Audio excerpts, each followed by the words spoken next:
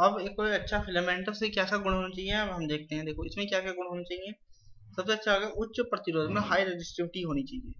ठीक है, high resistivity यानी रो की वैल्यू बहुत ज्यादा होनी चाहिए। रो की वैल्यू ज्यादा होगी तो ऑटोमेटिक रेजिस्टेंस की वैल्यू ऑटोमेटिक ज्यादा होनी चाहिए। आर की वैल्यू ऑटोमेटिक ज्यादा। आप ये भी बोलते हैं हाई रेजिस्टेंस होना चाहिए। ठीक है। उच्च गलनांक मतलब, गलनांक का मतलब है कि वो पिघले नहीं। अगर हम उसमें उच्च, क्योंकि वो ज्यादा गर्म होगा तो कहीं गर्म होने के बाद तो पिघल ना जाए। जब उसका वर्किंग टेम्परेचर भी बहुत होना चाहिए, जिस टाइम उसमें धारा प्रवाहित हो रही हो तो भी उसका टेम्परेचर बहुत उसकी कैपेसिटी बहुत अधिक होनी चाहिए। ये दोनों चीज एक ही तरीके की है। ठीक है। न्यून प्रतिरोधक ताप, लो प्रतिरोधक ताप गुणांक होना चाहिए। अगर लो ताप गुणांक कम होगा तो क्या कहते हैं, वो जलेगा नहीं। लो मतलब वो भाप नहीं बन जाना चाहिए। जो मेटल है आपका फिलामेंट, वो भाप नहीं बनना चाहिए। ऑक्सीकरण मुक्त होना चाहिए। लंबा जीवन काल होना चाहिए, ज्यादा चले। और तन्य हो मतलब डक्टाइल नेचर, मतलब आसानी से मुड़ने वाला होना चाहिए, ये नहीं कि चटक जाए टूट जाए बीच में से। ठीक। अभी जो है तंतु फिलामेंट मटेरियल है किस किस पदार्थ के बने होते हैं। सबसे पहला कार्बन। सीधा इसमें दो चीज याद रखनी चाहिए आपको, किस किस के बने होते हैं। कार्बन कितना टेम्परेचर झेल सकता है, 1800 डिग्री सेल्सियस तक का टेम्परेचर झेल सकता है। उसके बाद कार्बन हो गया। फिर आता है आपका कार्बन, उस इसका कितना टेम्परेचर है, 1800 डिग्री सेल्सियस। और ये कितनी ल्यूमेन प्रति, 3.5 ल्यूमेन प्रति वाट तक की ये क्या करते हैं, प्रकाश उत्पन्न कर सकता है। 1800 डिग्री सेल्सियस जो है इसका कि 1800 डिग्री सेल्सियस जो तापमान दिया गया है, इसका एक ये है कि ये इसका मैक्सिमम टेम्परेचर है, कार्यकारी टेम्परेचर नहीं है। ठीक है। कार्यकारी का टेम्परेचर ये हो सकता है कि 18 डिग्री सेल्सियस पे चल रहा है, या फिर 1600 पे ही वर्किंग पे ये वाष्प बन जाए। ठीक है, या 1700 पे ही बन जाए। ये इसका मैक्सिमम टेम्परेचर है। ठीक, इससे क्या नुकसान है, जब बल्ब खराब होता है, वेपर इसके भाप उड़ते रहते हैं इसके अंदर, कार्बन धीरे धीरे जलता है तो भाग वेपर होता रहता है, तो बल्ब के अंदर काला काला सा जम जाता है। तो अंदर काला होने से प्रकाश बाहर कम दिखता है, जिसके कारण बल्ब को करना यूज कम कर दिया।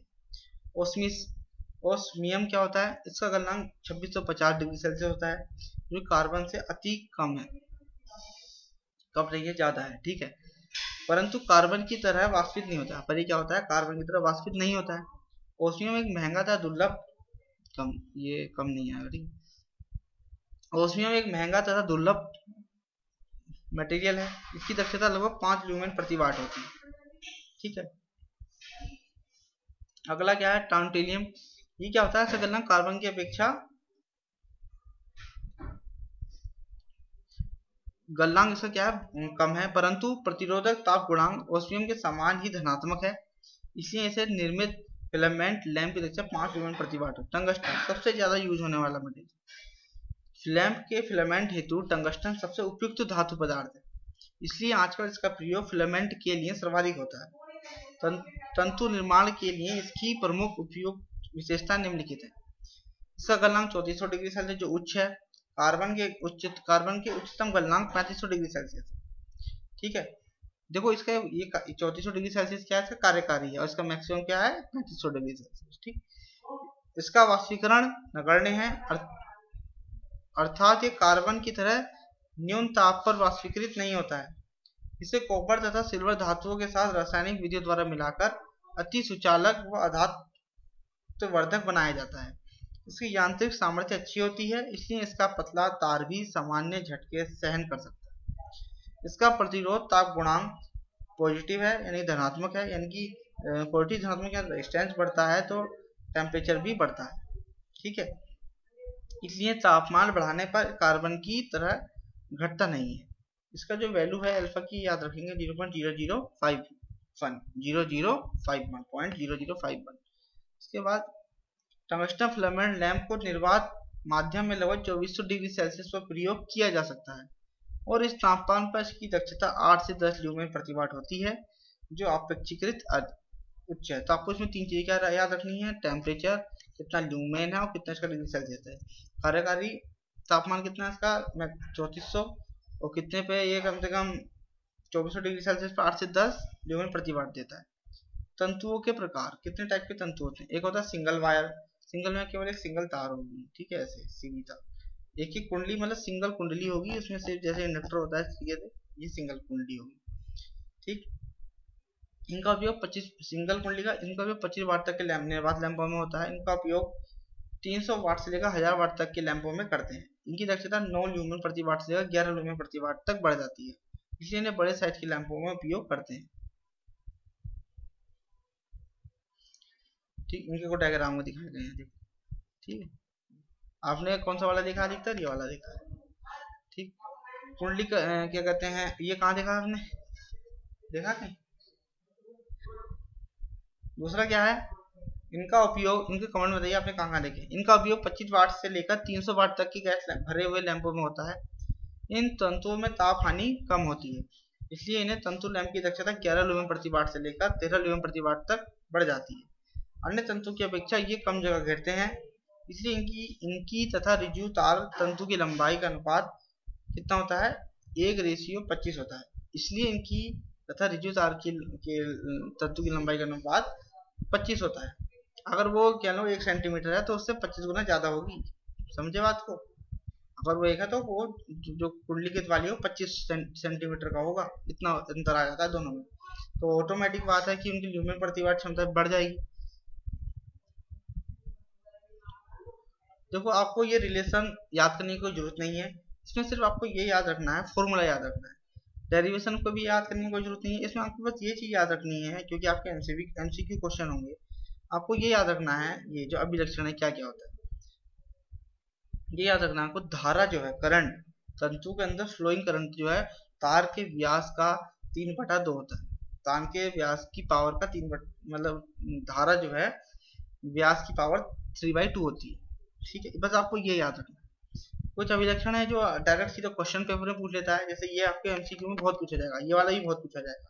धारा डायरेक्टली प्रोपोर्शनल टू व्यास यानी उसका डायमीटर का 3 की पावर 2। ठीक, तंतुओं के विमा, तंतु तक के विमा संबंध क्या? सामान्य ताप तथा समान दक्षता पर एक ही पदार्थ के दो तंतुओं की धारा तथा व्यासों में संबंध। I1/I2 = D1/D2 की पावर D1 क्या है? क्यूब, यही है। यहाँ पे स्क्वायर, व्यास का स्क्वायर कर दो, इधर भी दोनों तरफ स्क्वायर कर दोगे तो ये कट जाएगा ऑटोमेटिक। ठीक है, जैसे ये क्या लिखा है, धारा करंट लिखिए, करंट आई, यहाँ भी स्क्वायर कर दो। और ये क्या लिखा है, डायमीटर, यहाँ भी स्क्वायर कर दो। यहाँ स्क्वायर करोगे इसका तो ये क्या होगा, 3/2 गड़बड़ हो गया। ठीक है,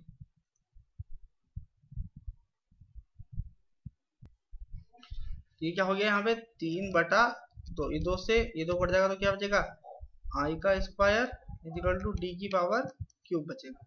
तो क्या कर सकते हैं, ये रिलेशन में बहुत I1/I2 यानी कि आई का स्क्वायर आप केवल याद रखो, I² = D की पावर क्यूब। यदि स्थायी ताप तथा स्थिर दक्षता पर तंतु की निवेश शक्ति भी समान हो तो उनकी धाराओं तरफ वोल्टेज की I1 V1 I2 V2। ठीक, इसे ऐसे भी लिख सकते हैं, क्या कहते हैं,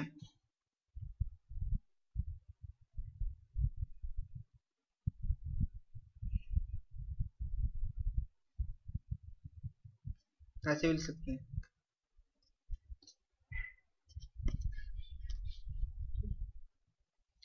I1 I2 V2/V1, यहाँ V2 आएगा, नीचे V1 है। ठीक है, V2/V1। ठीक, I1 यानी कि कहने का मतलब है कि करंट जो है वोल्टेज के इनवर्सली प्रोपोर्शनल होता है।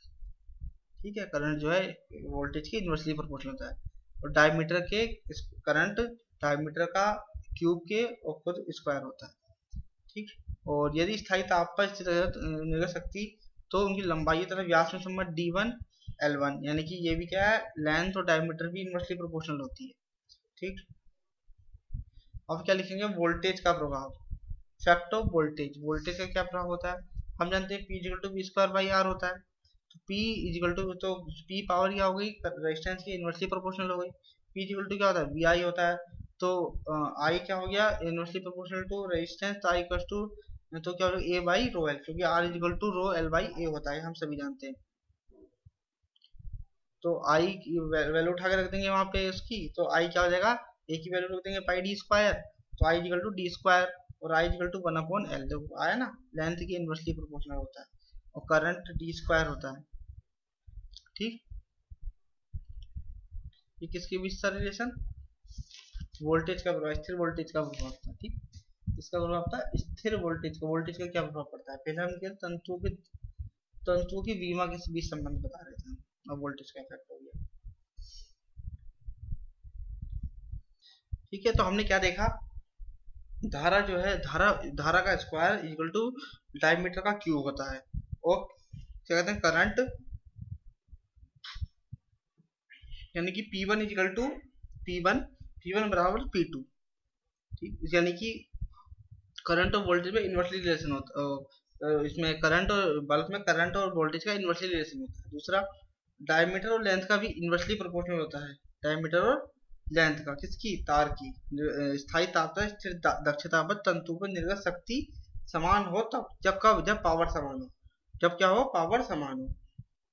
उसके बाद आता है स्थिर वोल्टेज के प्रभाव में हमने क्या देखा, स्थिर वोल्टेज के प्रभाव में जो करंट है वो लेंथ के इन्वर्सली प्रोपोर्शनल होता है। तंतु धारा जो होती है लंबाई के इन्वर्सली प्रोपोर्शनल होती है। इससे क्या पता चलता है हमें, ये वाली लाइन आप अच्छी तरह पढ़िए सभी लोग, यह से स्पष्ट है उच्च दक्षता वाले लैंपों का प्रतिरोध कम, उच्च दक्षता वाले, इससे क्या होगा, उच्च की ज्यादा दक्षता होगी तो हम लोग खूब प्रकाश देंगे, उनका प्रतिरोध कम होगा, क्योंकि प्रतिरोध कम होगा तभी तो ज्यादा से ज्यादा करंट फ्लो होगा, ज्यादा से ज्यादा करंट फ्लो होगा तो ज्यादा से ज्यादा प्रकाश उत्पन्न करेंगे। तथा धारा अधिक होती है, जैसे धारा अधिक होती है, जैसे कि जो हमने पीछे फॉर्मूले देखे उनमें दिखा है।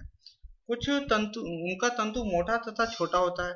तंतु मोटा होगा, तंतु अगर ये बताओ, अगर धारा प्रभावित ज्यादा होगी तो उनका तंतु क्या होगा, मोटा होगा, नहीं तो पतला होगा तो जल जाएगा, पतला होगा तो जल जाएगा। ये हमें किस बात से पता चलता है, आई स्क्वायर इक्वल टू डायमीटर का क्यूब। अगर करंट ज्यादा है, अगर हमें करंट ज्यादा है तो देखो इधर स्क्वायर हो रहा है तो उधर क्यूब हो रहा है। अगर मान ला करंट 2 एम्पियर है तो कितना हो गया, 4 एम्पियर का करंट हो गया, तो डायमीटर कितना चाहिए हमें, डायमीटर अगर हम जैसे माना एक क्या कहते हैं चलो 1 mm का है तो 1 mm के 2 एम्पियर करंट से 1 mm का काम चल जाएगा। अगर 2 mm का तो 2 4 6 गुना चाहिए उससे ज्यादा। ठीक है, यानी उसी क्यूब में चाहिए। अगर करंट 2 एम्पियर है तो उसका स्क्वायर है तो उधर सीधा क्यूब हो रहा है। ठीक, परिवर्तनीय वोल्टेज का प्रभाव क्या है, वोल्टेज को बढ़ाने से तंतु में विद्युत धारा बढ़ती है, वोल्टेज को बढ़ाने से तंतु में विद्युत धारा बढ़ती है। वोल्टेज को बढ़ाने से तंतु का तापमान बढ़ता है, वोल्टेज को बढ़ाने से तंतु का तापमान बढ़ता है, सही बात है। वोल्टेज को बढ़ाने से लैंप की प्रदीप्त क्षमता भी बढ़ती है, वोल्टेज बढ़ाने से लैंप में निर्गत वाट क्षमता भी बढ़ती है। वोल्टेज को बढ़ाने से लैंप की दक्षता बढ़ती है, वोल्टेज को बढ़ाने से लैंप का जीवन काल बढ़ता है। अगर वोल्टेज में फ्लक्चुएशन होता रहेगा तो वो क्या करेगा, बंद चल जाएगा जल्दी। ठीक है, आधुनिक सभी प्रकाशीय तंतु की संरचना लगभग 1000 घंटे की होती है, जिनका जीवन काल ये याद कर लेना 1000। अब है तंतु की क्षमता तक कार्यकारी तापमान में समझना। उच्च दक्षता वाले लैंपों का कार्यकारी तापमान उच्च होता है, उच्च दक्षता वाले लैंपों का कार्यकारी तापमान उच्च होता है, इसलिए वोल्टेज को बढ़ाने से लैंपों का कार्यकारी तापमान भी बढ़ता है। उच्च क्षमता वाले लैंपों का कार्यकारी तापमान उच्च होता है, उच्च क्षमता वाले लैंपों का कार्यकारी तापमान क्या होता है, उच्च होता है। जो उच्च क्षमता वाले लैंप है उनका वर्किंग, देखो कार्यकारी तापमान होता है, एक होता है मैक्सिमम टेम्परेचर, मैक्सिमम टेम्परेचर ज्यादा होता है और कार्यकारी तापमान कम होता है, चीज में डिफरेंस रखना। ठीक है, जैसे मैंने बताया 3500 और क्या कहते हैं 3400 पे उसकी ल्यूमिनस क्षमता इतनी है और 2400 पे इतनी है, ये पूछ लेता है पेपर में। इसलिए वोल्टेज को बढ़ाने से लैंप का कार्यकारी तापमान भी बढ़ जाता है। ठीक, अब क्या कहेंगे, तंतु की क्षमता से दक्षता में संबंध। उच्च दक्षता वाले लैंपों की दक्षता उच्च होती है, उच्च दक्षता वाले लैंपों की दक्षता क्या होती है, उच्च होती है। लैंप क्षमता बढ़ाने से लैंप की दक्षता भी बढ़ती है, क्योंकि उच्च क्षमता की गैस लैंपों में प्रतिशत ताप हानियां कम होती हैं और न्यून क्षमता गैस लैंपों में प्रतिशत हानियां अधिक होती हैं। इसे ऐसे समझिए, ये है कि ये कह रहा है अगर हम जो छोटे लैंप है उनमें जो हानियां होंगी वो ज्यादा होंगी, जो बड़े लैंप है उनमें हानियां हैं वो कम होंगी। ठीक है, जो बड़े लैंप है उनमें हानियां होंगी कम, जो छोटे लैंप है उनमें हानियां होंगी ज्यादा। ठीक, इस तरीके से। गुण क्या है तंतु, फिलामेंट लैंप के गुण क्या है, ये कीमत में सस्ते, बनावट में अच्छे, छोटे, सादा, विभिन्न प्रकार के रंग वाले उपलब्ध हों, स्विच ऑन होते ही ऑन हो जाए। ये नहीं कि स्विच ऑन कर रहे हैं 2-3 सेकंड बाद वो गर्म हो रहा है फिर ऑन हो रहा है, ऐसा नहीं, जैसे हीटर, ये ऐसा बल्ब नहीं होना चाहिए हमें, ठीक है। और उनका इलेक्ट्रिकल सर्किट क्या होना चाहिए, इजी होना चाहिए, ऐसा नहीं कि पीसीबी लगी हुई है उनमें, ठीक है। तथा विद्युत आसानी से एकदम लगाए जा सकें, कम हल्के हों, दुर्घटना संभावित क्या कहते हैं उनका बहुत कम हो, मतलब ज़्यादा दुर्घटना ना करें। ये नहीं कि बल्ब लगाया फोड़ दी, आंखें फोड़ दी किसी की, उनने इतनी तेज लाइट है उसकी, आंखें दिखाई नहीं दे रहा उसमें, ठीक है। तो इनकी देखभाल मेंटेनेंस बदल, ये समझिए ना के बराबर हो ही ना इनका मेंटेनेंस, कम जगह घेरे, ठीक है। बल्ब क्या ऊपर टांग रहता है, जगह कहाँ घेरेगा इसमें, ठीक है। ये किसी भी स्थिति में आरोपित किया जा सके। किसी भी स्थिति का मतलब है कि आप आपके घर में बल्ब होगा, आप उसे उल्टा, वर्टिकल, हॉरिजेंटल और कहते हैं 0 डिग्री, क्या कहते हैं दाएं बाएं, कोई सी भी दिशा में लगा सकते हैं, ठीक है। इस तरीके का होना चाहिए। ये नहीं कि पूरब में लगाना है तो ये वाला बल्ब लगेगा भैया, पश्चिम में चाहिए तो ये लगाना, अगर हमें 90 डिग्री पे चाहिए तो ये बल्ब लगाना, ऐसा वाला बल्ब नहीं होना चाहिए, समझे बात को। अब देखते हैं थोड़ा और आगे।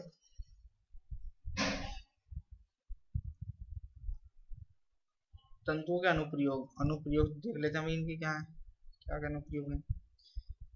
ये लगभग सभी प्रकार से योजना में यूज किए जाते हैं, मतलब जितने भी बल्ब होंगे आपको, चाहे ट्यूब लाइट हो, सोडियम लैंप हो, नियोन लैंप हो, high pressure mercury vapour lamp हो, कोई सा भी लैंप हो, अधिकतर आपको सभी में क्या दिखेगा, एक तंतु यानी कि फिलामेंट दिखेगा। क्या वो छोटा हो या बड़ा हो, पर आपको एक फिलामेंट मिलेगा, ठीक। दूसरा, ये विकिरण ताप के लिए विकिरण भट्टियों में भी उपयोग किए जाते हैं।